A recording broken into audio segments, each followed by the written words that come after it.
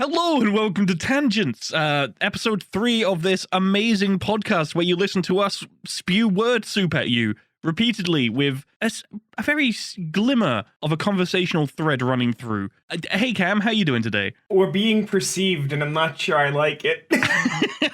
Has it really started to hit in, like that we're actually doing this, like 4 episodes in, three like public ones and one Patreon one? The concept with now they're actually live. Things are actually on public channels. You see, it's weird because I didn't think I would have any sort of emotion about things being released because we've both been individually doing this for years. Mm-hmm. But the fact that things are out and we have left the concept phase is very surreal. Man, it's almost like we always have these amazing ideas and plans to do things and then talk it up and then that's it. We don't follow through with a lot of the plan, like the really cool shit that we want to do. Don't you dare remind me of literally like last week. Too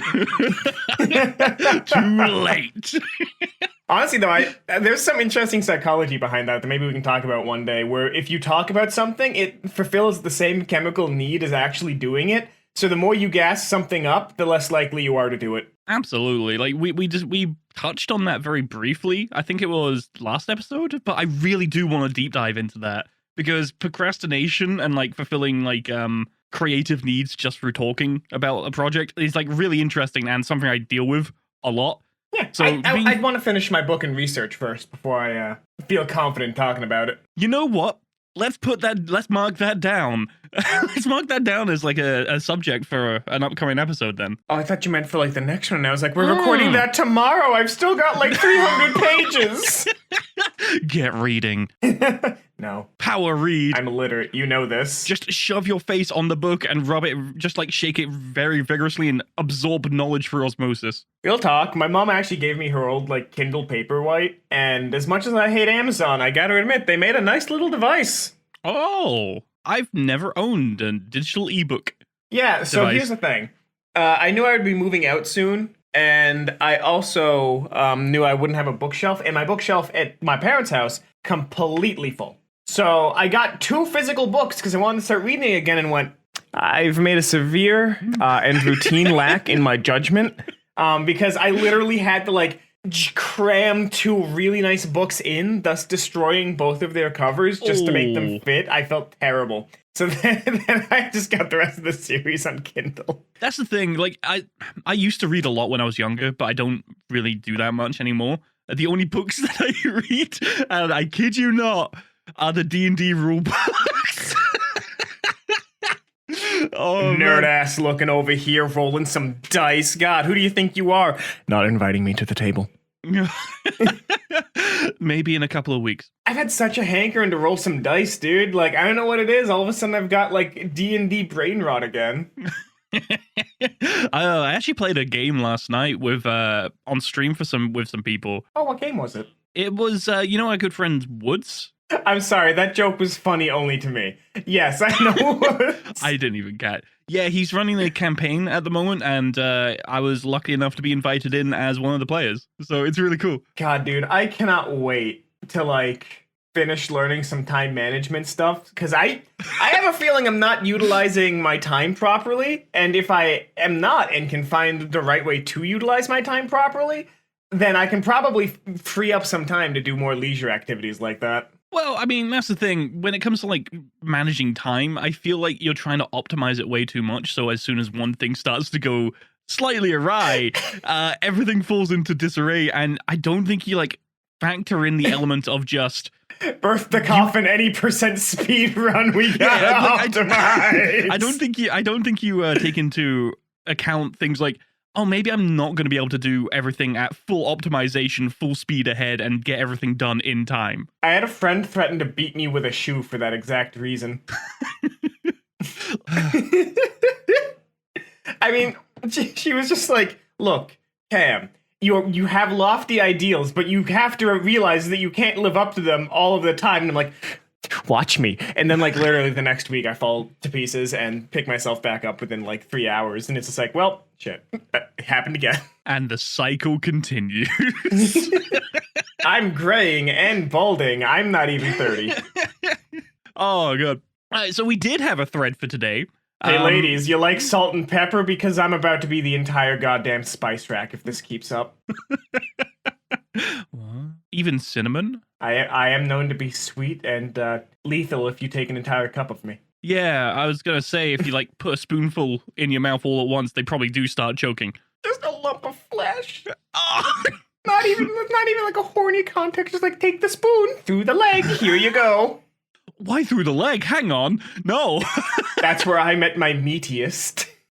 Okay, so we did have a general thread for today. Hold on, do you not want to go into that tangent of my meaty legs?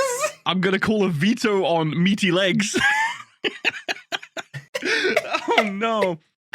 Jesus. So he can't help you now. General thread for today. You are trying your best to throw me off, but I'm bringing it back. Both myself and Cam, we've known each other for a good number of years now. We're old now. Yeah, and speaking of oldness, we've grown older and had a lot of daily experiences. We've had experiences just in daily life, all that kind of stuff. The ceaseless marching of time is limiting our mobility and our time remaining on this earth. Oh, we all march towards the inevitable, and we can't stop. Any percent speed run. So I thought it'd be an interesting topic. We might be outing ourselves a little bit. I don't know how secretive you are about your age online. I'm not. Everyone knows that I'm like here's the thing. If I understand correctly, I was part of the last batch of millennials. I don't know the actual years, but I know I'm like on the cusp of being a Zoomer. Oh, that explains so much. Hey, go fuck yourself. Nah, I don't mind that people know that I'm like 27 because like, oh, you're turning 30. Oh yeah, and I'll be laughing at you when you turn 30, you little piece of shit. Like, we all age. Who gives a shit, you know? Yeah, like that's the thing. I'm 30 right now. And oh. Shut the fuck up. Like, I'm 30 right now, but the thing is, right, I still feel like I'm like, what, 23, 24, and it's, you get told like all this stuff all the time, like, you see people going like, oh, you're 25, you're so old. It's like, all right, okay, little baby, calm down. We'll see how you feel in a couple of years when you realize, oh crap, I'm getting older now, but you don't feel different. Like, age just does not frickin' matter. It just sneaks up on you, and all it brings is just unexpected health issues. Well, here's the weird thing, right? So I had two grandparents. That's the story. I had... Oh, fantastic. Good story. 9 out of 10. So the grandparents on my mom's side, one of them was a World War II veteran, and he was apparently a very pious, polite, and funny man. Apparently, I looked like him. But unlike he, who never swore and was, very outwardly kind, but still held to his morals, I am dubious at best at vulgar and fat. But this dude was like lean beef, like the straight ribeye. But the thing is, he was able to live by himself with complete autonomy with very few issues until like his late 80s because he ate right and took care of himself. Oh, damn. That's actually pretty cool. That's actually pretty good. I respect the hell out of the man that I was told he was, because I would like to be more like him, less vulgar, more in shape, driven, completely tied to my morals. Like, his strength of character is what I feel probably carried him to his late years. Like, even when he was dying, he died like 5 times beforehand because God himself could not take him. How does that work exactly? Hold on. Because if you... Normally dying is a one-time thing. You don't do it. The doctors, because after the late 80s, he started to decline for obvious reasons. The thing is, though, so he would have complete, like, heart stoppage. It would just stop, and then it just start going again. Now, you see, I would still class that as near death. I wouldn't say that like, he died, because he didn't. Death is like the finality of it, but that's just semantics. Yeah, you get what I'm saying, though. Like, he got to death's door and went like, I'll come back later. Oh, crap. Oh, I think I left the stove on. Hang on. Well, like, that's honestly, though, what I, like, really respect, though, is the dude just, like, took care of himself, and even when, like, death was trying to claim him, he could literally just go, nah. Shrug it off. The next episode of the show's on tomorrow. Actually, I'll be back. I'll come back later. I want to know how Clarice speaks to Thomas. But yeah, no, that's why whenever I get someone like my friend who's like, yeah, Cam, whenever you set your mind to something, your will crystallizes and you just do it. I'm like, another step forward. There was actually that's a good thing. I was reading up an article, I think it was a couple of days ago, talking about how like people are very indecisive and introverts aren't exactly very good at making important decisions. I think that's fair to say. And it's a case of, I'm trying to flounder because I'm trying to remember a freaking article I read 3 days ago and I can't even remember when I had a shit yesterday. This is not a good thing. It's concerning that you don't know if you shit yesterday. If that's backing up, you could die. No, let's not go down that tangent. Because I got a story. No, basically the idea is that people, there's a group of people that can't make important decisions on the fly. And the way that it's best described, and guess who coined the phrase, or made it kind of like public in a book about themselves? Good old Jeffrey Bezos. And the idea is making emotional decisions and taking a step back from the emotional side of things and looking at it from a very objective view. And the best way to look at it is a single door or a double door. And a lot of people push themselves into an emotional corner by making them think everything is a single door decision. As in, once you go through that decision, you can't come back through. It's done, it's gone, nothing can change. If you failed, you failed. So take a step back and take things as a double door. So it's a case of, you might go through and it might fail and succeed or whatever, but you can always go back through if it's not a good thing. Just don't close the door behind you, kind of thing. Yeah, well, no, that's like a very real thing. Like, I used to struggle with that when I was younger, but one of the things that I've learned is failure is not absolute. Failure is, I would say, a good thing. So, for example, I'm switching roles at my career job, and if it doesn't work out, I can go back to what I was doing. Like, I'll have the new experience, which will help me in my current position, and if the new position doesn't work out, well, then I know how to better help people who are in that position in the future, because I'll have walked a mile in their shoes. Like, it's about finding the lessons you can learn from completely screwing up. Like, going back to what you were saying about, like, us having really cool projects and not talking about them. When have I told you guys about what I'm doing on a month for my video projects? I've just been handing people scripts and saying, can you review this? I haven't talked about it. And the one time I did, which was talking about the edits, that video got delayed by 2 weeks. Man, it's almost like you're trying to off the blame onto us. Oh, no. You know what I'm saying, though. Like, I'm not talking about it, so it's like, I'm then doing it. I've learned that if I talk about it, I just never get it done. Yeah. It's kind of, it's good that we're seeing that you're doing more work now and getting through what you're actually wanting to do. It's a nice change of pace. But at the same time, I feel so lonely now, dude. I used to enjoy being a part of your projects, like going through the process some of the time. Honestly, I'm concerned about what happens when I make my own studio, because then I am going to have to talk with my team about what I'm doing, and that's a dangerous prospect. Well, that's the thing. At that point, once you have a team, you have to pass those ideas, because then they're the ones going to be helping to execute it. So you're not on your own with that now. So I don't think you have to worry about that. Well, I mean, it's the magic of GitLab. I just have to put the tasks in there and be like, all right, that's what I'm doing. I won't talk about it anymore. Oh, man. I can't wait until you get your own studio. I absolutely cannot wait. Because it means then there's probably going to be an editing department and I've gone in there. Well, like, yeah, sure you do, buddy. But no. Oh, okay.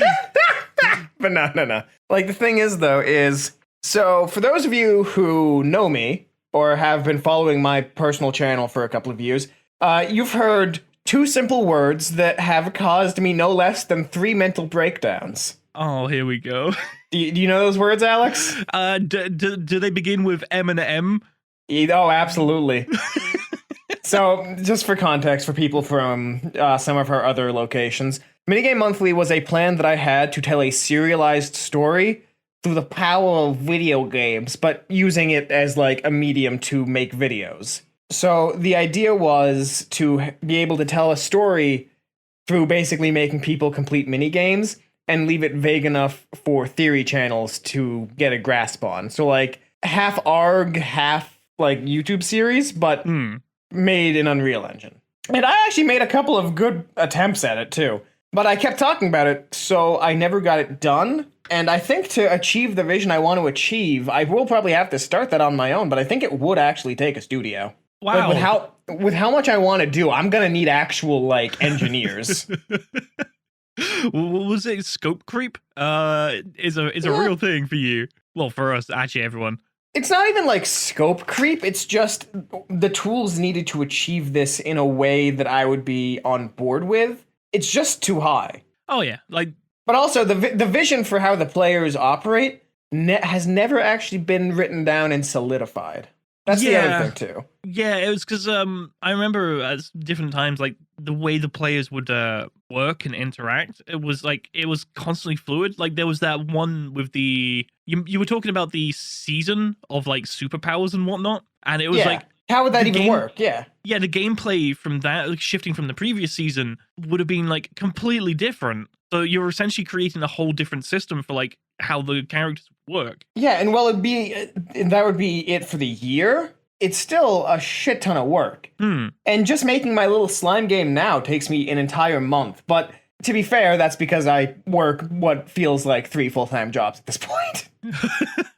The things we do to survive. But, like, that's the thing, though, is I feel like one of the big things with becoming an old fart is kind of realizing your own limits, how to work with and talk with others, but most importantly, accepting the humility of failure and taking what you can learn from it. So, like, from every iteration of Minigame Monthly, the next one got closer and closer. Like, you saw the last one; it even had environment work done for it. Like, like some of the world development that you did in the last one was actually really impressive. Like, I'm actually keeping that because I'm gonna get judged. Oh! Yeah, I've been doing it on the side. Yes! I haven't been talking about it. For obvious reasons. That's all you're going to talk about it, because I actually want to see this project come to fruition. That is all I'm going to say about it. But it would be nice, because then it would be a second video per month. Yeah. So I was actually thinking about it, and I ran some numbers. I did the numbers on it, bro. I saw numbers everywhere. And I figured out, if I really wanted to, and I wanted to do like a massive push on trying to get my own channel running, like up and running moving forward, I actually could financially hire an editor for 3 months to do a trial period and see how it goes. Honestly, like, why don't you? I could do it. Like, I could just straight up do it. It'd be because, like, the way I operate with my projects now is a case of, if there's something interesting I want to do, I'll do the prep work on it, and then I set myself a trial period. At the beginning, I set like expectations, realistic ones, and like if I don't hit like certain goals, realistic ones, by the end of the trial period, shelf it until a later period, and or just like drop it entirely. So instead of like spending all my time and resources and effort into a project that, even though if I'm passionate about, it's just not going to go anywhere, whilst I could be working on other things that I'm also passionate about, that could be more successful and get me where I want to be in my career, it means I'm not stuck on stuff, you know? Yeah. Real talk, after we talked yesterday, I looked at my own finances and realized I could do the same thing realistically. Hire me! But I don't make weekly videos anymore, so it doesn't make any sense. My videos are now so infused with my personality and like my memes that I enjoy and stuff that I can't hire somebody to edit my game dev videos. This is true. It is a barrage of memes. I really do just be assaulting the senses out here. It's the brand now. Well, it's like, okay, so this is my issue with game development videos on YouTube. You've got 3 kinds. You got people like Randy and Danny who basically take a green screen and they use that as their main bit, and, you know, they just write an interesting script around it, maybe a couple of recurring jokes about stealing code or Unity's particle system. Then the second type are people who are very, I don't know how to kindly put this. Uh-oh. They've got the personality of a stick. Ah, gotcha. And while they make really amazing stuff, and like I'm engaged because I enjoy the more programming aspects, they're not gonna grow much on the platform. Like people like Brackies who make tutorials, amazing, and they had a good personality about it. But most of the people that I find are people who, very talented and wonderful game developers, amazing programming, good art. They've got like the workflow down, and they're just good at what they do. But they can't present it in a way that is engaging to people outside of game developers. They do good work in the field that they want to do, but they're not very suited for YouTube. Yeah. The reason why those type 1 game dev YouTubers succeed is because their content transcends their niche and is approachable to a general audience. Yeah, okay. And then you have type 3, which is the most depressing one. Oh, no. Where are you going with this? So, this kind of fits in with the theme of growing up, I think. So, the third kind of people are game developers making their dream game who think it is the greatest shit in the world. Oh, no. Are you talking like Yandere Dev and all this? I'm not sure, but Yondev is a person. I think they might just be a concept. I think they might be an AI.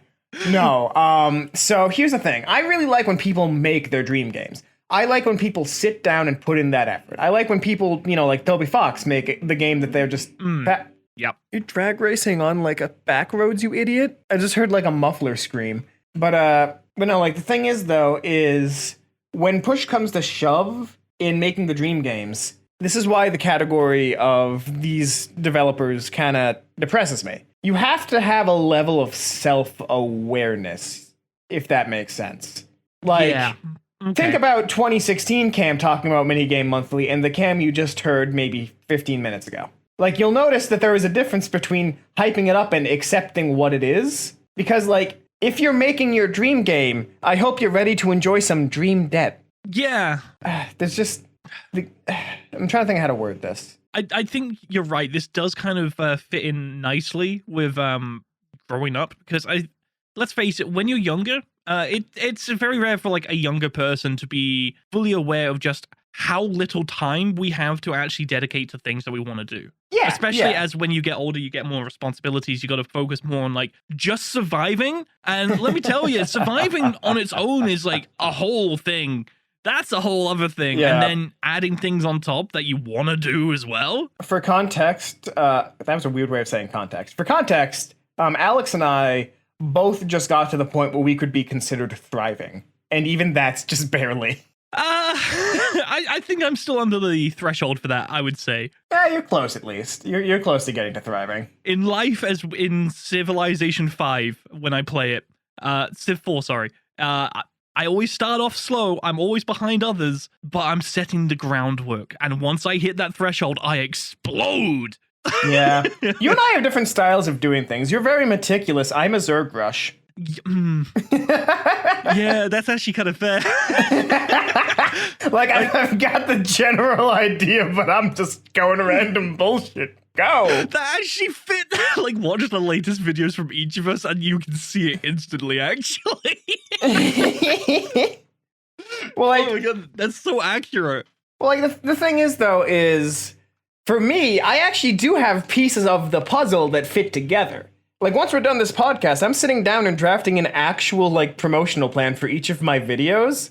Ooh. Like, I'm going through and making a process. That process is still an assault on everyone, though. It is still, like, a shotgun blast. You see, but that's really good. It's really good because you're doing once a month, which means you kind of have to do that to be able to, like, push it forward.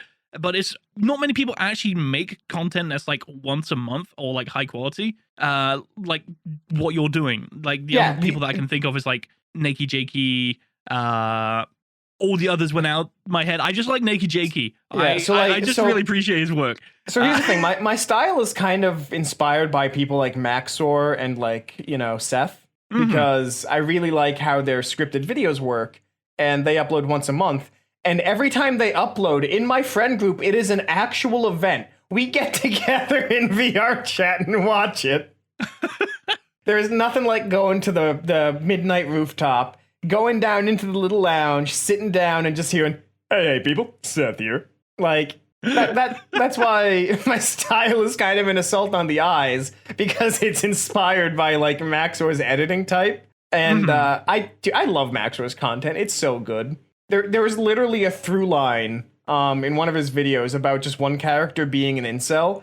And his plot arc that this dude just wrote into Ace Combat out of nowhere was quite literally just, I'm not an incel anymore, guys. I finally met a woman. You guys don't know my sex woman. She goes to a different school. Don't think about it. No. It is the funniest shit to me. Like, it is in my soundboard now.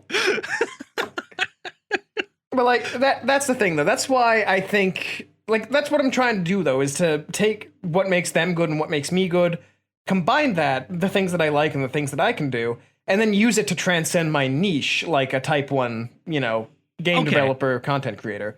Because I've been type 3 for so long, but the issue with type 3 is if everyone's making their dream game, no one achieves their dreams. I would agree to disagree. It makes it harder, but I mean, a dream game is like a very personal thing. Yeah. Just some dreams aren't as bright as others. You know what I mean? Yeah, this is the thing that kind of kills me, because there's a lot of really wonderful ideas out there, but so many of them are out of scope. The thing between type 1 and type 2 that makes both of these types of development content creators work is they have a solid understanding of their scope and abilities. Mm-hmm. Type 3 commonly doesn't have that, and I can say that from experience. Like, you can make your dream game, sure. You can make it live up to all of your expectations as a product, sure. But it's very personal, like you said. And if you don't know your limits, your market, your ability to scope, you might not be able to hit what you want to do for your dream. And even still, you might hit all of that and then put it to market and it flops, which is the routine outcome I tend to see. Yeah. And then there's, I call them type 3A, which is the ones who are making their dream game and lack any and all self-awareness. Wow, this list is getting really in depth. You've got now like 3 types and even subtypes. Yeah, we got Holy subtypes. crap. We got sub-biomes, everybody. Well, no. So here's the thing: a lot of people making their dream game do actually realize that they're making it entirely out of passion, which is amazing and good for you. I want food on the table, but so the thing is, though, they understand their game might not sell, but they're just happy to make it. And I think those people are probably the best among us, in my opinion. But Among Us. But so the thing is, though, is those people are aware of how it's going to end up. The reason why I separated this into a subcategory is because there are people making their dream games who think it is the hottest shit alive and that everyone will buy 18 million. Yeah, that's a whole other thing. Yeah, that's the reason why type 3 depresses me, because the normal ones who are just making their dream game and accept it might not sell so well, but they're just happy to get their project out there and that maybe a couple of people play it. Those people are living their best life. I'm not too keen on people that think like they have the ego but don't have the skills to back it up. Yeah, and this transcends into like so many different areas of life. I just can't stand overly egotistical people. And yet we've been friends for years. I mean, you have a modicum of skill, so you can slightly back it up. I love how you're not an egotistical asshole. It's quite literally, well, you can kind of do some of it, I guess. No, like, the big one that kind of like stands out to me is, this is, I'm going to get some flack for this one. Oh, dude, by all means. The online editing scene.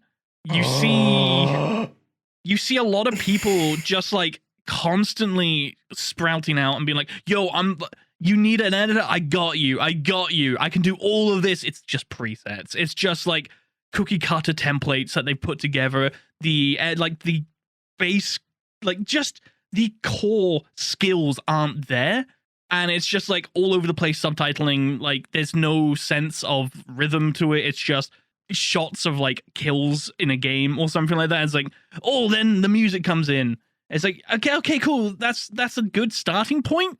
But maybe don't try and flood the market when there's like other editors that have put like years into this and have like developed skills and are looking to get like regular work, and you're coming in flooding these places, these job offers, and you're saying, yeah, I'll do this for $30. no, you're destroying the economy of this area, and your skills are not worth that much even then.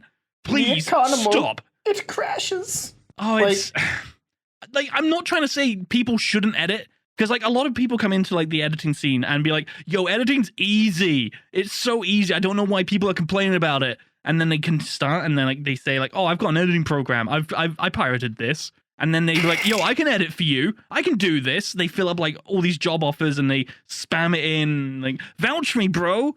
And it's just, okay, cool. You're giving people that need the jobs and have actually put in time and effort and have the skills. You're basically choking them out of potential jobs. And now these people are coming in and be like, yo, editing's easy. I can get a job in this. Hustle culture. Ooh. And then they do the job for like maybe a week and a half, maybe like a month tops. Realize they absolutely despise it, do a subpar job, and it jades everyone involved. You see, I genuinely have a name for this phenomenon. I've got a couple. Okay, shoot. So the old one was the YouTuber conundrum. Currently, it's the OnlyFans problem. So you're saying everyone feels like it's easy enough to do, but then they realize what it is. Yeah, so like with YouTube, it's like, oh, Markiplier just sits there screaming at video games. I can do that. Not realizing that Mark puts a lot of time into his edits, or at least he did before he hired his editors. Yeah, the unseen effort that goes into any kind of work. Yeah, and then the promotional material involved on like Twitter and making sure his community is engaged. Like going through all of that is a lot of work. But everyone thinks they can be the next Markiplier, so Let's Plays become it becomes oversaturated. Same thing with OnlyFans. Like, oh, I'm very attractive.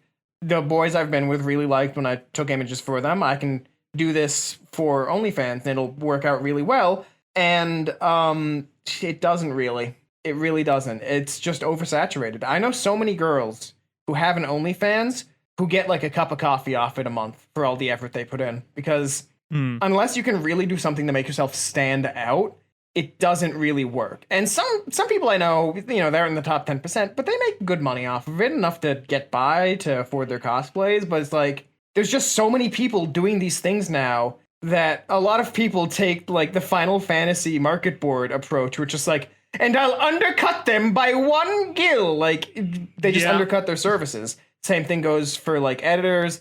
I see a lot of free OnlyFans in the lower tiers. I see a bunch of YouTubers who try and like monetize with courses, but then only promote that on their underperforming YouTube channel. It's like, you gotta kind of accept.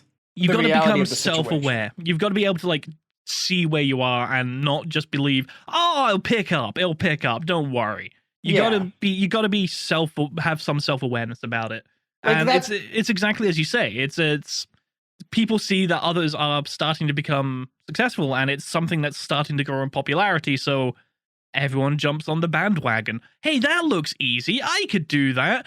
You probably can't, but like, give it a shot. That's the thing that I was talking about with like the guys making their dream game with no level of self-awareness. Mm-hmm. They don't realize that this is going to take a decade of their life, and unless they're doing something besides the game development, it's going to fail.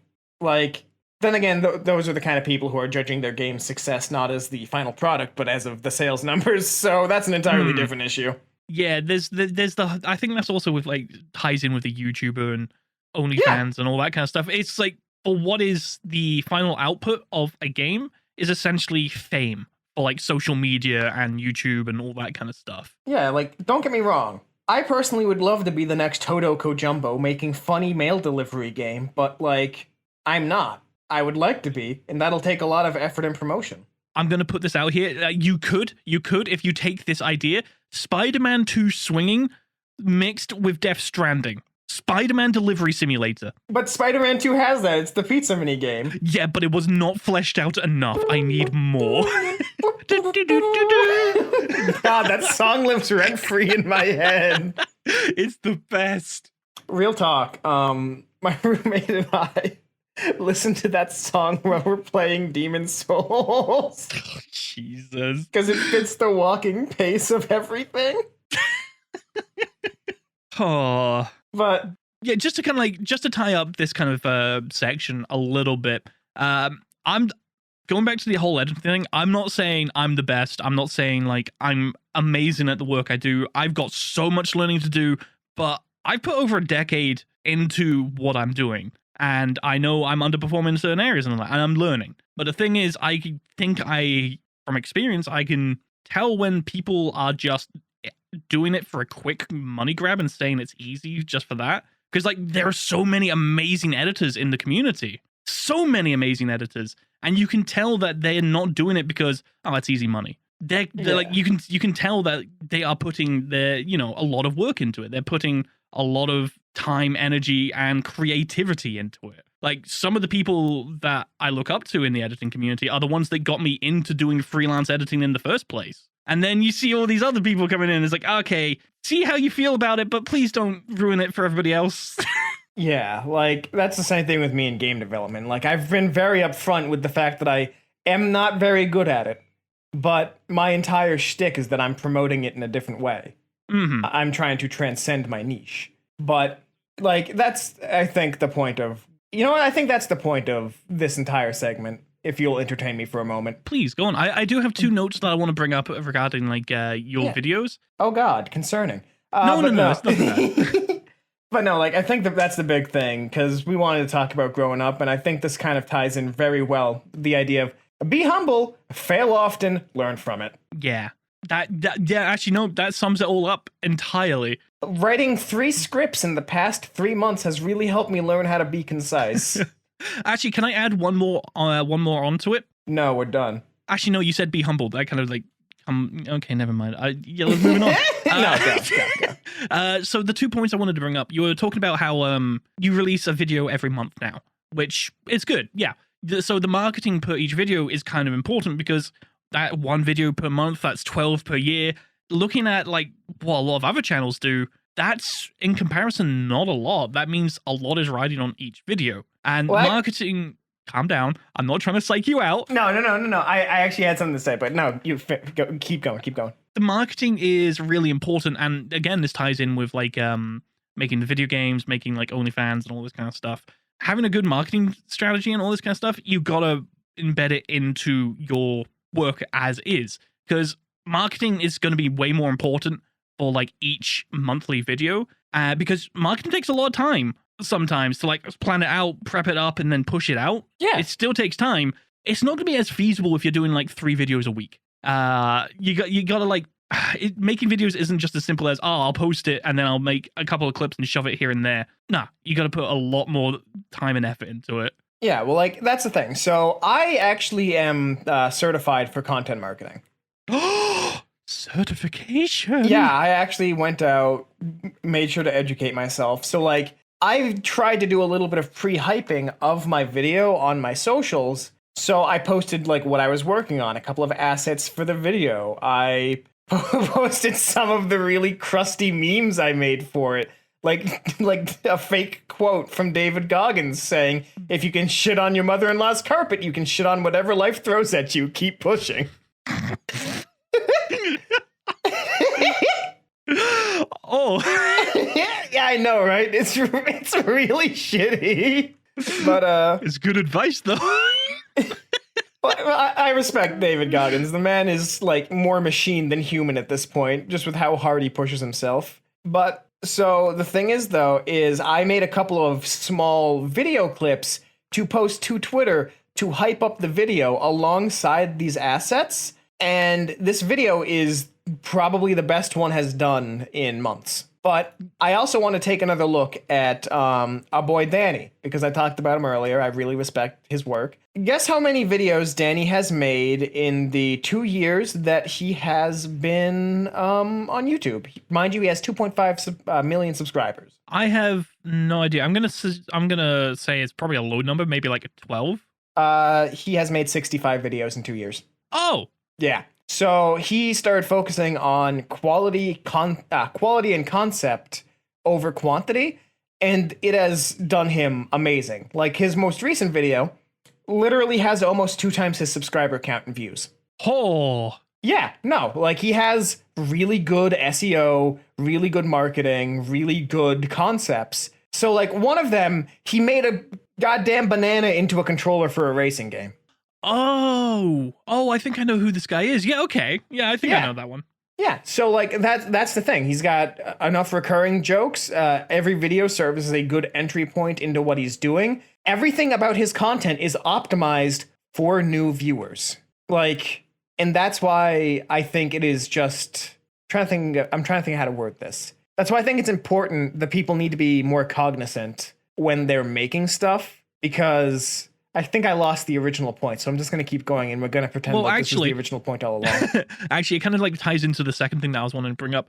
You mentioned like your videos, you're taking inspiration from others, like Danny and like Maxwell and stuff. Yeah. Yeah. You were talking like you're taking inspiration from that, and something that I guess you kind of start to understand it, but like I'm just going to say it for like people that don't know it yet, but it is extremely, extremely rare in the world now to find something that is unique. There is. Oh yeah, no. there are no unique ideas. Every idea is a combination of two other things you've heard in the past. Yeah, so like you're talking like this guy Danny. He's got like he's making bananas into controls and kind of stuff. That's fantastic, but he probably got these ideas from other areas. Like what you should be doing is, if you're wanting to get into content creation, all this kind of stuff, is don't copy people directly. Look into like what the people that you enjoy consuming content from. Look at what they do, identify what it is from them that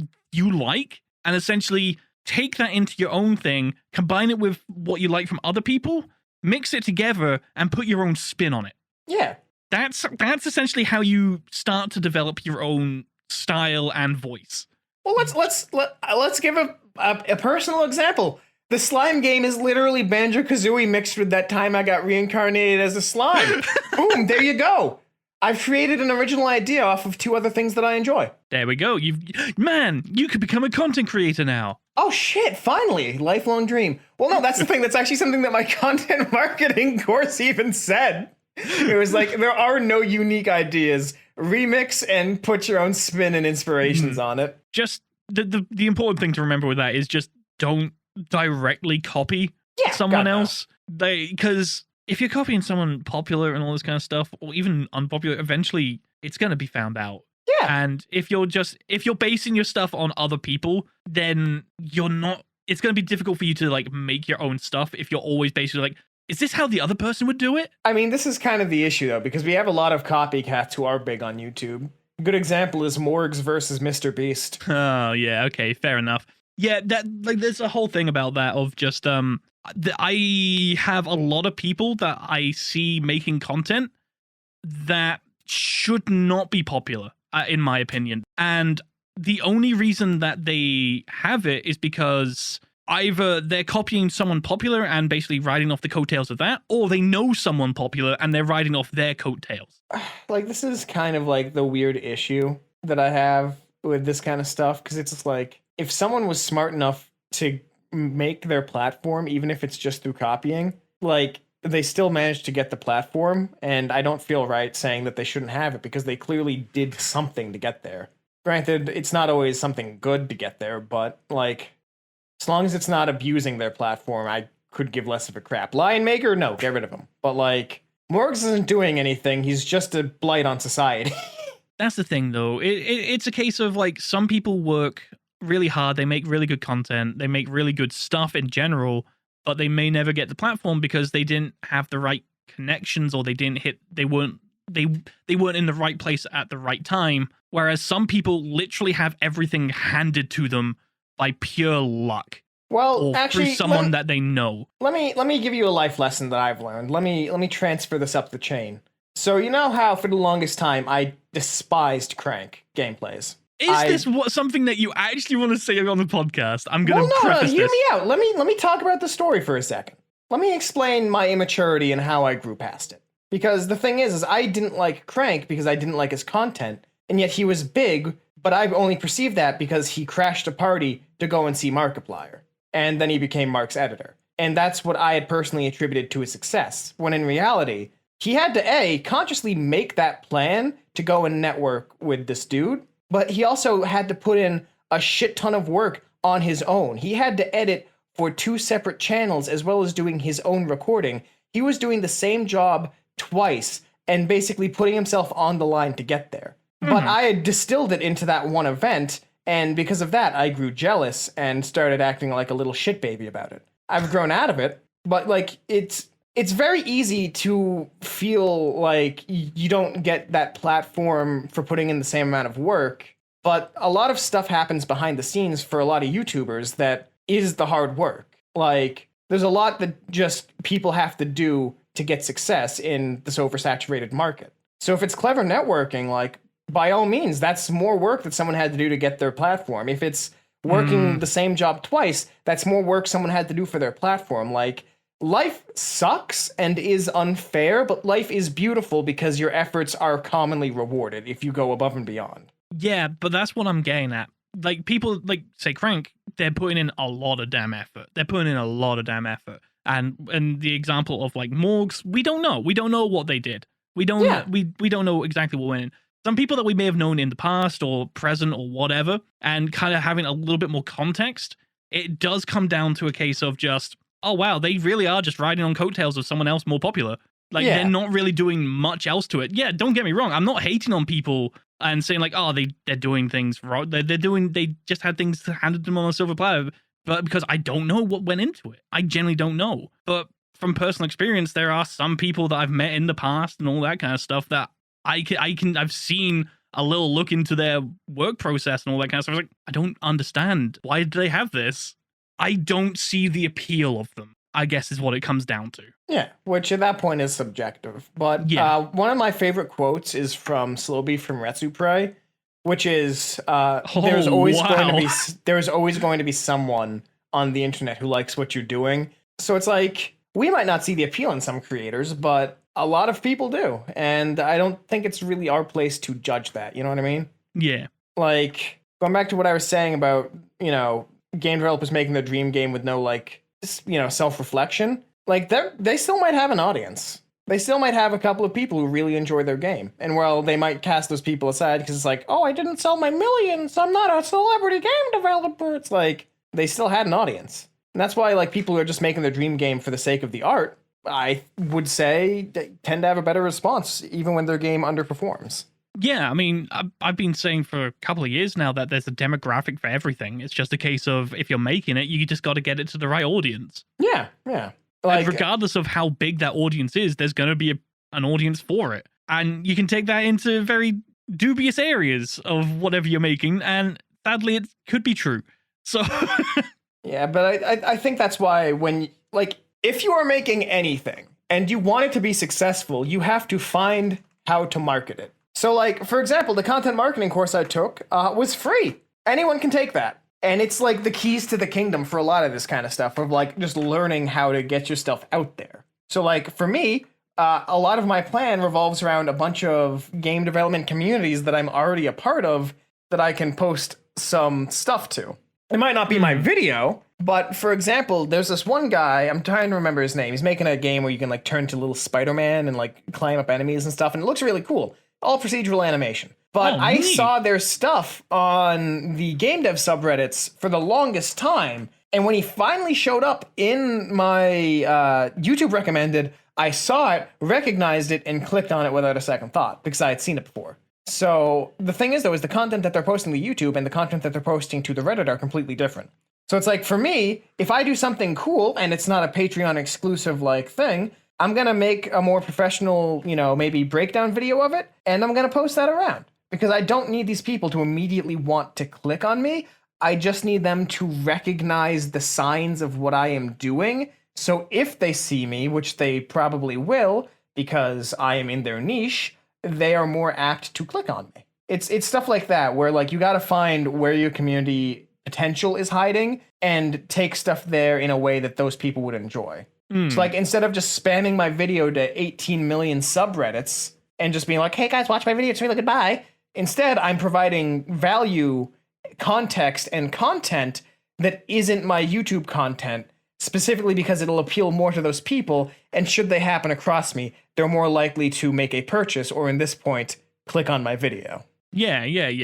It's a case of being more tactical about it instead of just throwing everything against the wall and seeing what sticks. It's going random bullshit go almost never works. I feel what I said back then, like that sparked this whole little tangent here. It was very much not a case of like they don't deserve. It's more a case of I don't feel that they deserve. Yeah, it's subjective. It's a subjective thing. I'm not saying that like I am in 100% in the right and people should like conform to what I'm saying. No, I'm just saying I have a little bit of contact with some people and I just don't see it personally. But it doesn't mean that I'm going to be like, cancel them, get rid of them, they don't deserve it, get them off the platform. No, nothing of the sort. I'm just going to do what I normally do when I see stuff like this and just move on. Look at it. Yeah.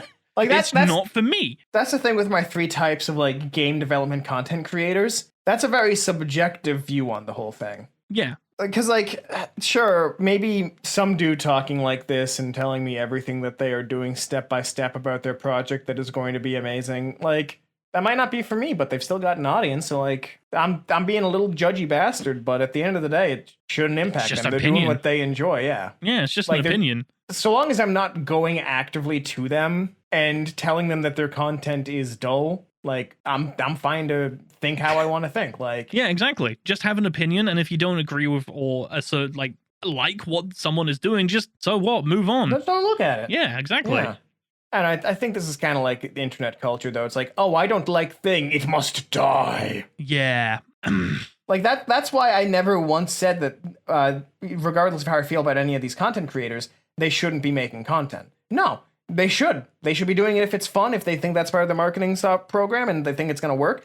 By all means, go. But I'm not saying, like, don't do things because you don't have the personality for content creation. Even if you don't, you can. Like, I'm not going to tell you that you can't, because you can, and if it's what you love doing, then do it. Because ultimately, we don't have, even though we have our opinions and we have our own perspectives on things, we have no right to tell people what they can and can't do. It's just opinions, and we should have no sway over anyone else's life online or IRL and all that kind of stuff. It's just, at the end of the day, your opinion is your opinion. It shouldn't shape and, control someone else's life. Yeah. Wow, that got way heavier than it needed to. Anyway, we completely abandoned the concept for this episode. I'm looking at our talking points. Driving lessons. Yeah, we got that. Man. Last animes we watched, definitely. Happy birthday by the time this releases. Oh, thank you. We got 2 subtopics out of 5 bullet points. Well, that's the thing, yeah. Like, hey, it's tangents. We follow the conversational thread wherever. There's the tagline. Oh God. But yeah, no. Yeah. So let me distill everything, because that seems to be my that's what I'm getting my degree in. You have got 20 seconds. Go. All right. If you're going to make content, make sure you have a cohesive content plan and marketing plan. Remember, don't always listen to the haters, but take their critiques to heart. And if you want to make content, even if you're not very funny, you can become funny. And if you don't want to be funny, then you don't have to be funny. Growing up requires a lot of self-reflection, so make sure to always analyze what you're doing and make sure that it's the best for you. And time. Wow. That was actually 20 seconds. I know, right? I'm getting really good at this. Okay, put that on your resume. Holy shit, dude. Yeah, no, like, people think how are you good at it. this kind of time management, but not for your own stuff? Sometimes I see anime booby and I get distracted for 8 hours. Okay.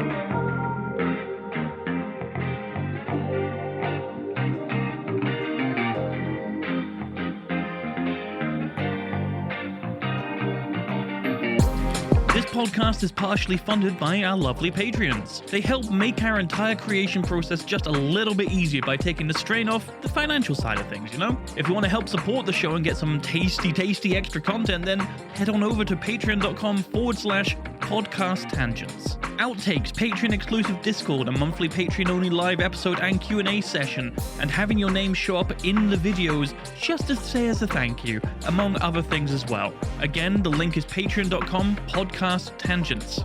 Now back to the show. So, hey Cam, welcome back. Quick question. How do you feel about the new Switch Pro coming out that got announced on Steam? I actually pre-ordered my Stream Deck already. You actually ordered one? Yep. Oh, hell yeah. Which version did you get? I got the second tier one. I couldn't afford the $529, and also that ships in Q3 2022 now, so. Oh, okay. Wanna know what's sad though? Like, me and 3 friends all literally went Final Fantasy 11 machine. That's what you're getting it for? A 20-year-old MMO, yes. Oh my god. Oh, you know what? Fair enough. To each their own. Like, the only places I go right now are my apartment, my living room, and my parents' house. Like, if I get a girlfriend in the area and I go to her place in the future, then boom, I have a little computer I can take to play games when we're not doing something. It's good to spend time with you, dear. No! Take the boss from the left, you moron!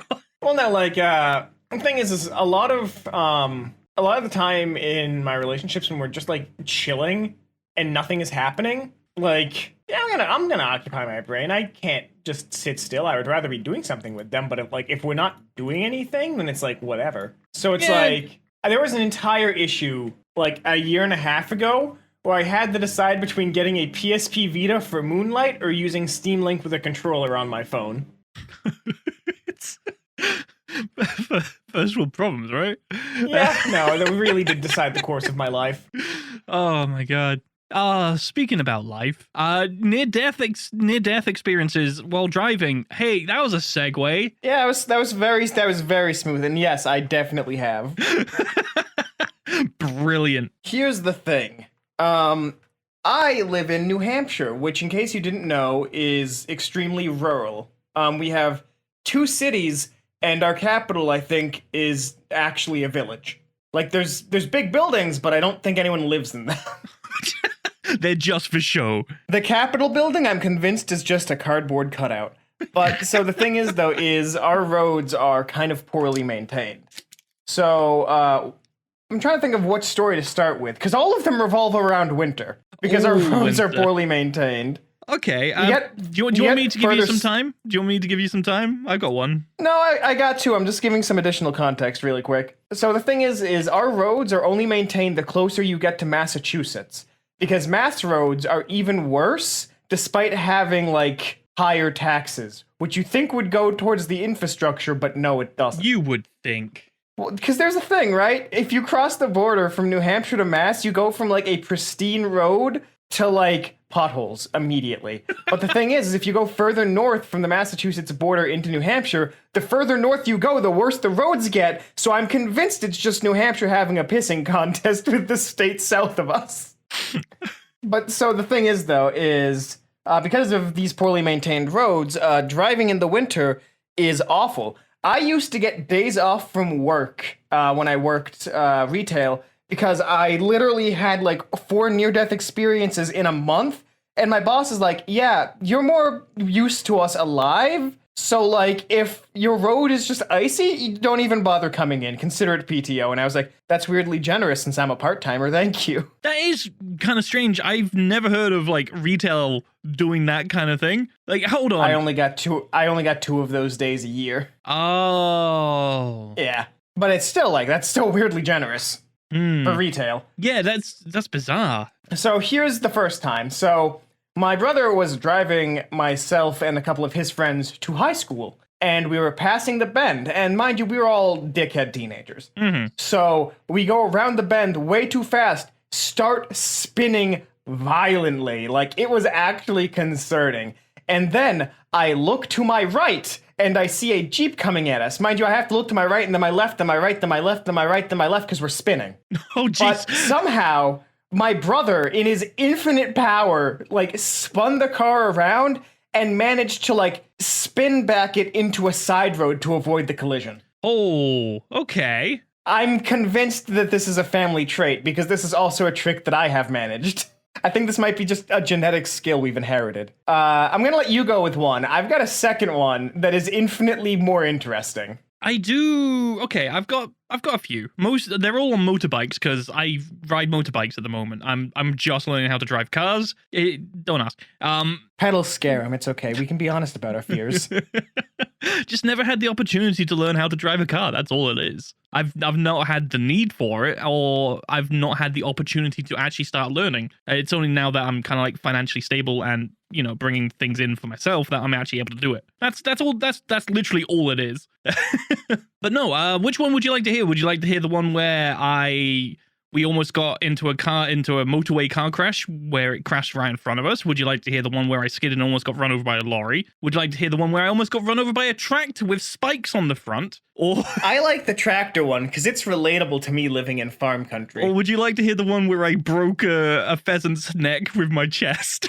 And almost I don't want to hear that. I want to imagine the pheasant is alive still. No. I've got a few. Tell you what. Give me Tractor Turmoil. My favorite Crash Bandicoot. Okay. Back when I was working retail myself, I used to live around about 20 miles away along rural roads, and I was on a 125cc motorbike. Those things aren't too heavy, but they're not exactly the lightest. And I was riding back from work, very tired, and it was middle of a very stormy day. So I was riding along a main road at the time, and the wind was just pushing me sideways into the oncoming traffic constantly. So I was having to ride around at like 40 miles per hour, trying to constantly veer into the wind to not be pushed away into oncoming traffic. Until that sounds awful. It was terrifying. But there was a big tractor. You know how they have like the hay bale things, which have like basically big spikes on them, big kind of like lifting forklift things. It was one of those coming at me on the other side, and I was stuck behind a big lorry, so I couldn't see it coming. And a big gust of wind just pushed me onto the other side of the road right in front of this fucking thing, and I had to just veer, like, really hard turn in, and I just narrowly missed being impaled by a bloody tractor. Yikes. Most of the time when I find tractors, they're just a major inconvenience. Oh, no, they are. There was an inconvenience to my life at that moment. I mean, yeah, I've never actually come oncoming against a tractor. I don't think I've ever seen that in my life. I'm always stuck behind them. Over here, our tractor drivers, they just don't give a damn. They're basically rally drivers.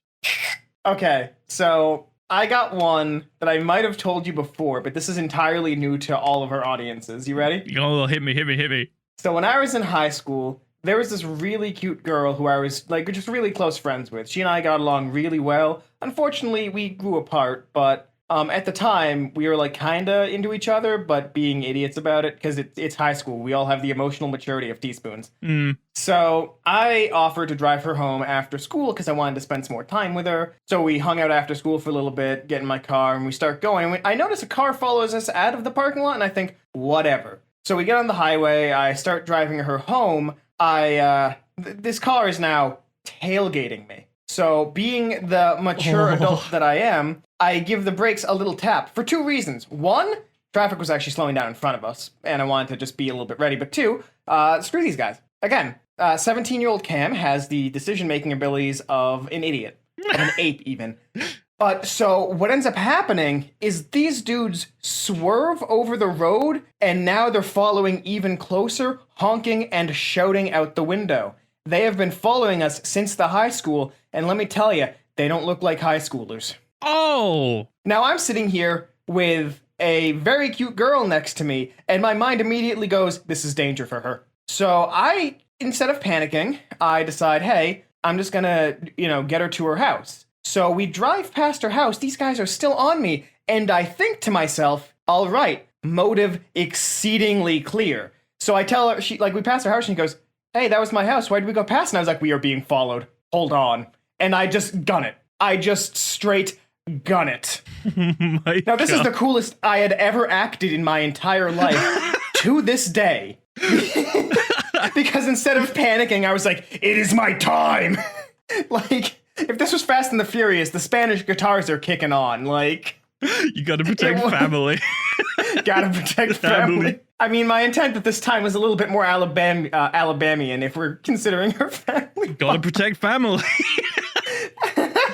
But no, so we speed off. And mind you, of course, it's winter. So my traction is terrible. And my car at this time was dog shit. Like, oh no! I had to fill this thing manually with oil every couple of weeks. It was it cost more in oil than it did in gas, and that's awful. I probably contributed to at least 5 or 6 inches individually in the hole in the ozone layer. Oh no!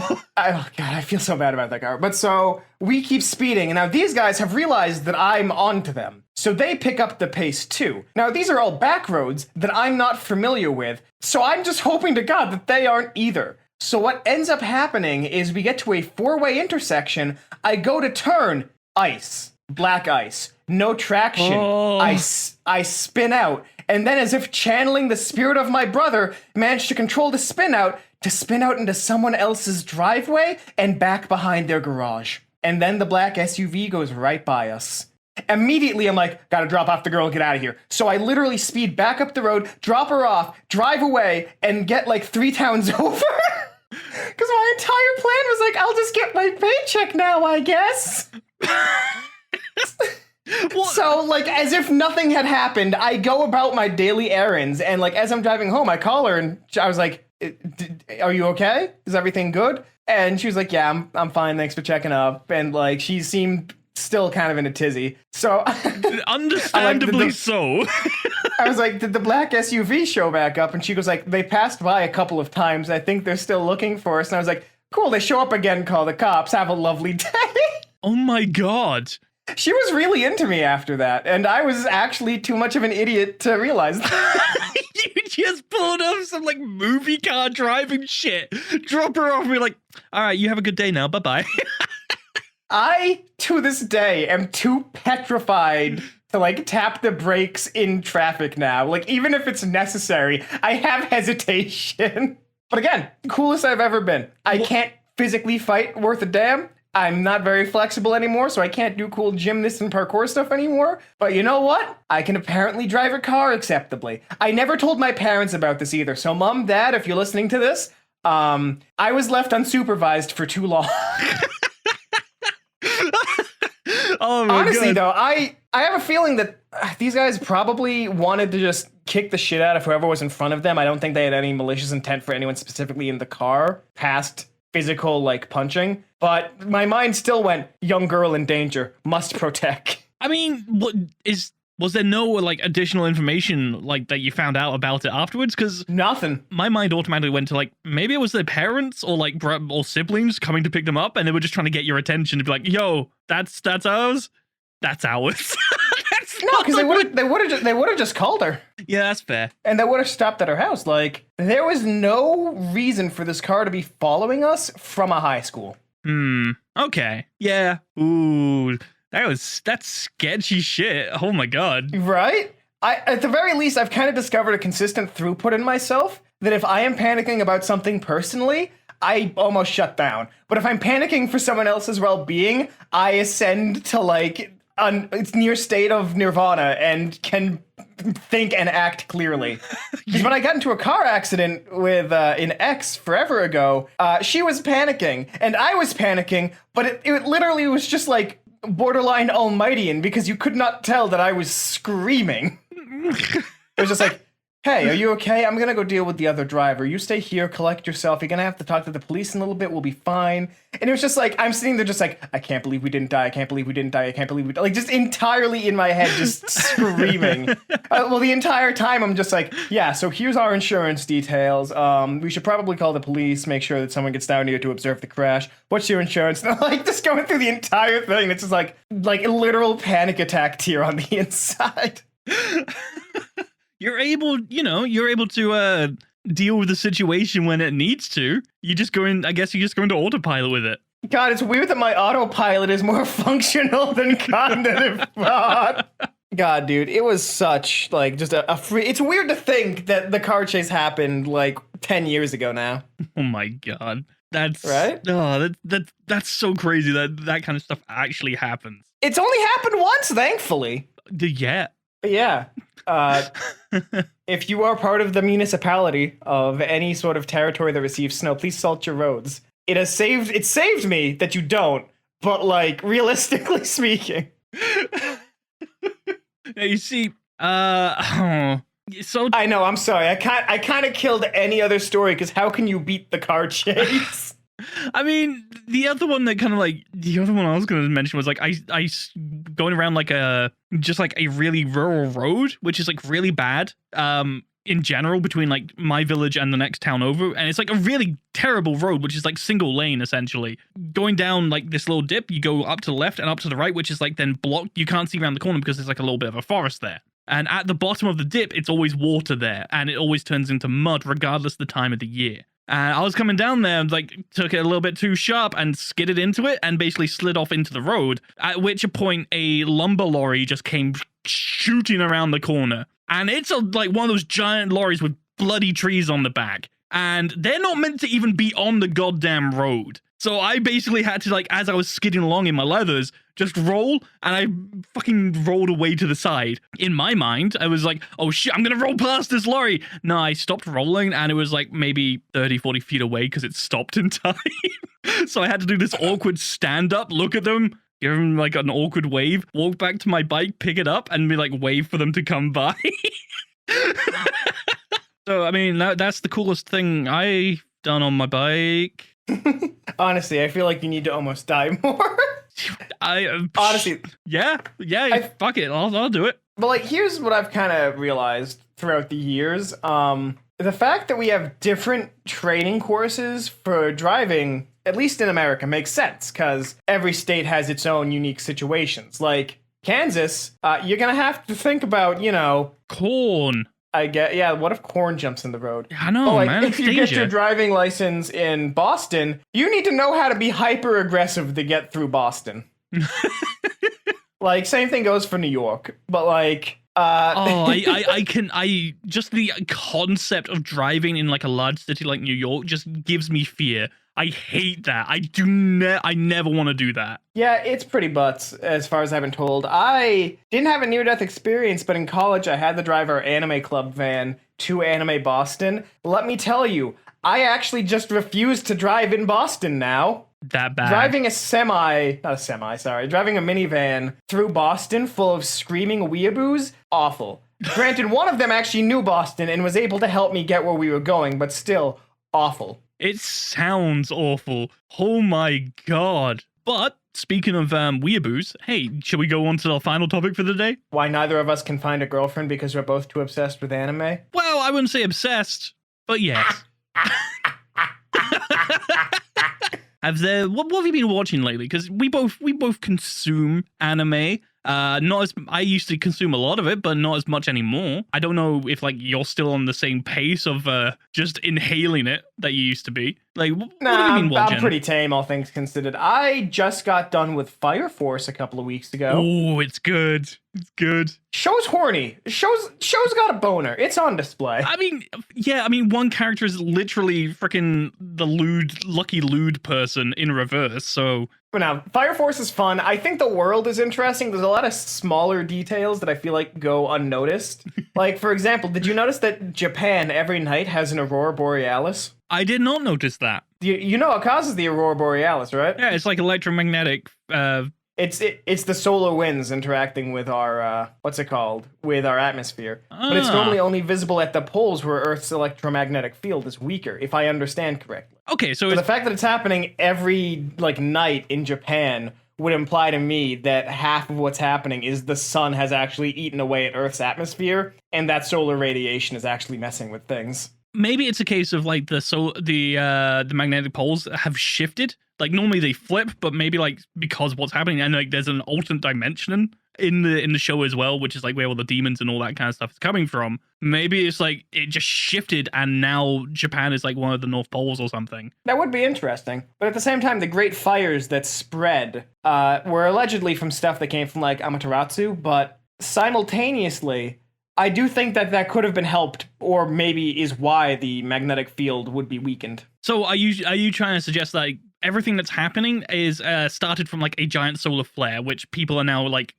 perceiving as like a religious event, which gave powers? Yes. Yeah, okay. I believe that, like, the weird other dimension definitely plays a part in it, and also the fact that they built literal doomsday weapons around the world, but I think all of these things combine to make the great, disaster, which is what left China as, like, a weird stimulant-filled, like, gas nightmare barren wasteland. Today, they just announced that Konosuba is getting another season. Yeah, I'm excited about that. Did you ever watch the other anime from the same author of Konosuba? Combatants will be dispatched. No, I don't watch anime. You know this. You piece of shit. You piece of shit. Don't leave me high and dry like this. No, I did not watch it. It's actually really good. It's essentially Konosuba, but not. So if you like Konosuba, you'll love Combatants will be Dispatched. It's a fun one. I've been watching. Actually, I haven't really been watching anything new. The only new one that I've watched, partly because I saw a small image, like a small GIF of just some of the Sakuga in it. Some of the like really good animation of this dude running. Let me tell you, it was not worth watching through all of it to get to this one point because it never comes back again. It's left unresolved. It's left unexplained, and it's just this one moment of really cool animation surrounded by this cesspool of just mediocre isekai anime. That sounds like all isekais. It's also got one of those light novel names of like Full Dive. This ultimate next gen Full Dive RPG is even shittier than real life. Like, come on. God, my roommates have been watching, or were watching Jujitsu Kaisen, I think it's called. That's so good. For one, I've only seen bits and pieces of it, but I was laughing at how some of the setting just sounds like my immortal ass writing. Yes, I learned I have jujitsu powers and now attend Jujitsu High School. I am the coolest jujitsu in all of Jujitsu High School. I mean, I have a demon inside of me. His name is Tim. Okay, that part's accurate. All of it is accurate. What are you saying? It's not really. I mean, it's like, I get. Did you see it in passing, or did you like sit down and watch it? Because that's not how it happened. I have watched maybe 2 episodes in total. And one was against this weird tree woman man thing, and it was with the guy who keeps calling pink hair his brother, and I love their dynamic. Oh my god, that's such an amazing fight between them lot. But yeah, maybe that's not the best part to like jump in on. I also watched the Slime Diaries because I needed some nice fluff. And let me tell you, that really do be junk food anime, and I'm kind of here for. I'm not gonna watch that. I used to watch a lot of like slice of life kind of offshoot stuff, but I think I've kind of like just grown past it. You see, for me, it's like I watch a lot of really heavy stuff normally. Yeah. And so when it gets to the point of like, hey, I need to just mentally detox. That's why junk food anime is there. Like, that's why, as I'm getting ready for more, kind of harder hitting anime, I'm sitting here like, yeah, I'll watch Dragon Maid for a little bit.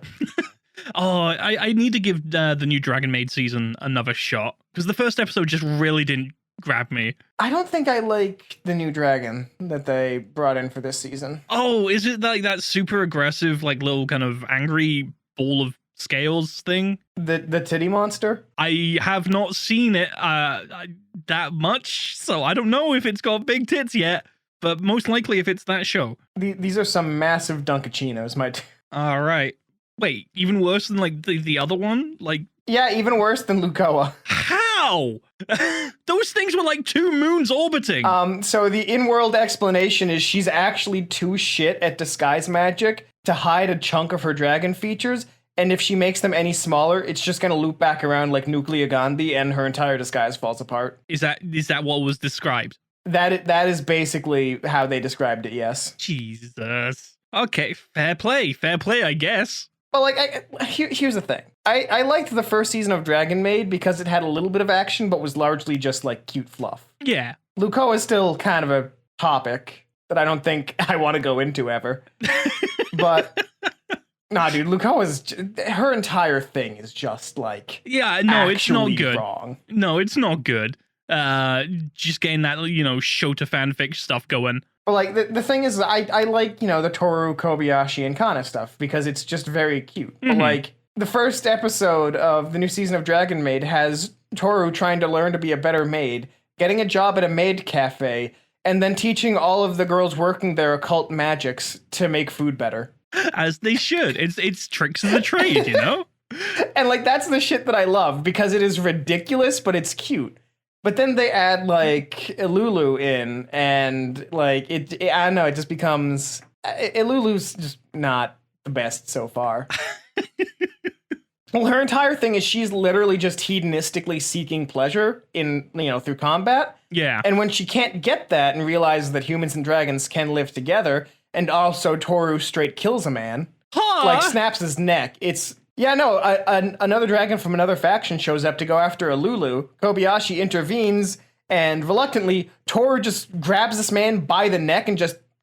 Okay, I'm going to have to give the show another shot, because I kind of want to see where that goes. She's like, I didn't kill him, but he's not going to be moving for a couple of years. What the fuck? All right, yeah. Well, okay, so here's the thing. Dragon Society in Dragon Maid has a bunch of different factions. So there's the Chaos faction, which is not Kana, but I think Toru and Alulu are both in. Mm-hmm, the Harmony faction, which is what Elma's with. And then observers like Lukoa, who don't do anything on principle. So basically, in their world, these factions fight. In the real world, they really just kind of don't give a shit. Because it's like, they don't care. They are just trying to have fun. Yeah, they leave the other world to just come over and just like get away from it all. And they found that it's more fun over their side. Yeah, basically. Like that's why in like the first season, there was that whole thing of like the father came across to try and bring her back. Yeah. But so like the thing is though is Alulu is just like angsty Toru now. Okay. Yeah. But on the upside, at least Toru's like, hey, you're kind of a piece of shit. Figure out what you want to do with your life and get out of my house. Just waiting for the next snap to come. Yeah, no, I don't know. This season 2 has been like, it's fun, I guess, but it's kind of got some gray areas that I'm not the biggest fan of. We haven't followed Kana to school yet, so I don't have to confront how creepy that shit is. God, I hate that there's like a section of the show I like and a section of the show that like I have to look at and go like, you got some things that you should talk about with your FBI agent, sir. You, Mr. Mangaka, need to talk with your FBI agent about this. So it's kind of basically like one of the shows that you just turn on to just turn your brain off to. So it's something you can just like have in the background whilst you're doing other things. Basically, yeah. Yeah, so I go through phases of that. Like the one that most recently, like I don't know why I put it on, and I can't remember why, but I put on Gate. I just watched through it in like 2 days whilst I was just doing work on the podcast. I don't know why I like it, because it's just basic isekai freaking anime with all the tropes in there, but it's essentially a JTF recruitment anime. That's all it is. It's like join the Japanese Defense Force and you may get the opportunity to go to another world. And look, there's elf ladies, cat girls. Join the forces. It's like it's still fun. It's just a fun little thing. You know what? I'm still waiting for it to get another season. I'm waiting for Shield Hero. Oh, yeah. Shield Hero. Yeah, you don't read the mangas, do you? I know that it gets really screwed up, which is why I want more of it. It's at the moment, like I say at the moment, like the last time I read the manga was like maybe 8 months ago or something like that at this point. Oh, I got some stuff to catch up on. Hell yeah. It was going in a very bizarre direction. Like I wasn't too keen on it. Like the first part was like up to that point was like really good, but then it's like kind of losing it a little bit, which is kind of disappointing to me. But no, like Shield Hero is like really good.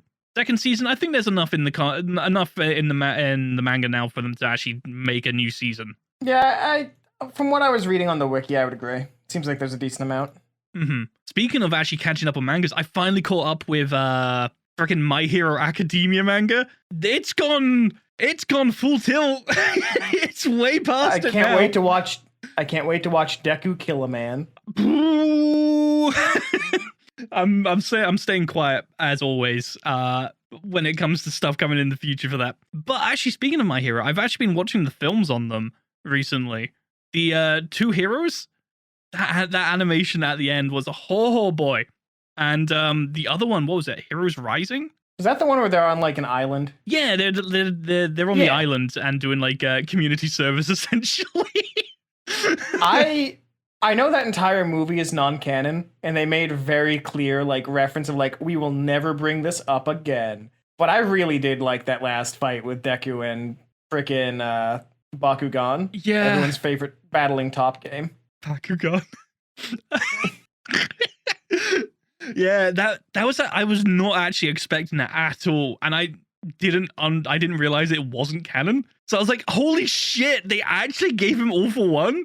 One for all, sorry.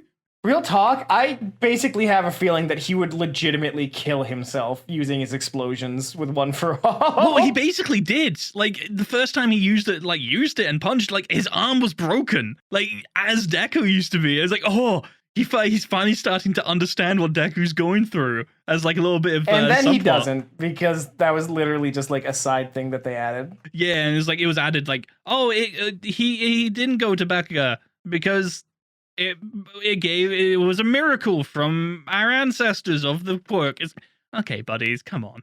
And he's not going to remember a single thing. All Might literally made a point of being like, oh, it looks like it actually just didn't finish transferring. Well, no, that's because he lost consciousness and he didn't really understand it and considered it a miracle from the others, from the predecessors. Yeah, but like that kind of does make sense though with One for All because they are living in there. Our boy can hit the Avatar state. It just seemed very convenient and it added lore which would have been interesting, but they just had to strip it away from him. I think it would have been way more interesting if Bakugo actually remembered having using the quirk. That would have been really cool. It would have been, but I've come to expect very little from side anime movies. Except for like some really cool animation. Yeah, but like they basically just exist to keep people, waiting for the next season and to sell some extra DVDs. Oh yeah. I mean, why else are they making them? It's just for the money. Yeah, I'm not saying it's a bad thing. I'm just saying that's why I don't expect much from them. And speaking about not expecting too much, I think that's enough from us for people at the moment. I feel like we've covered a decent amount. Hey, Cam, what have you got coming up in the pipeline this week? Nothing, actually. It's going to be another 2 weeks until I get something done. I'm saying this week, and we're having to guess because we're doing the recording in a couple of weeks in advance at the moment. We'll figure things out. Don't worry. What have you got coming up in the pipeline? I could have a video in a week. I could have a video in 2 weeks. It could have been out last week. We don't know. Oh man, let's not add time to it. What have you got coming up in the pipeline? Open video. Okay, cool. We're figuring things out still. Just don't worry about it. At the moment, I'm currently working on another video. I don't know which one it is, but regular uploads are out. So, hey, check me out. Look for Zenbear Digital on all platforms, except for the ones I'm not on. There we go. But other than that, hey, I think that's it. Thank you for listening. Yeah, I think we're free. Thank you for letting us out of the basement for another hour this week. I gotta get back to editing again. Oh, God. This is a nice reprieve from the other stuff. This is a nice side project to work on. But hey, if you want to hear more and maybe some exclusive stuff, maybe consider checking us out and supporting us out on Patreon at patreon.com/podcast tangents. Consider supporting us on Patreon if you want to support us and get some exclusive stuff like access to the Discord and bloopers and outtakes and exclusive episodes and Q&A sessions with us on the Discord. Hey, why not? But other than that, we'll see you next week.